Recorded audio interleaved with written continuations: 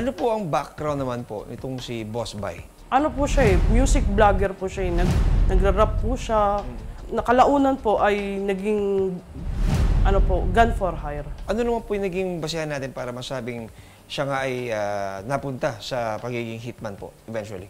Meron po kami natanggap na info, sir, na itong si Boss Bay ay may pinatay na po dito sa bandang Bacoor po. At pinaghahanap na po siya ng Bacoor Police. May nakuha po kaming information na nagsasabi na kilala daw po niya kung sino yung pumatay dun sa biktima namin. Dahil po, nagyabang po sa inuman.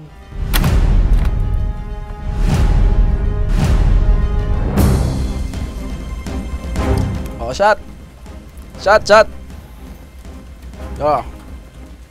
So sinabi lang niya na siya ang pumatay doon sa victim natin? Opo, habang nagiinom sila, nadulas po. Dahil po lasing na rin po. Joshua! May polis, hinahanap ka! Tuno!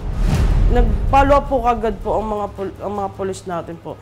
At nahuli po ang backrider po. Sa kanya pong testimonya, inamin po ba niya na siya nga po yung kasama nung gunman po natin, nung gabing yun?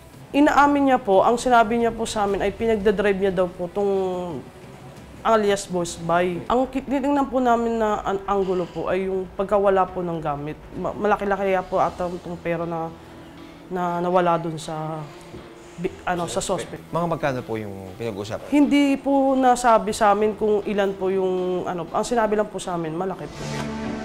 Ang sinampa po namin kaso kay Joshua at alias Boss Bay ay murder sa Pasay City prosecutor.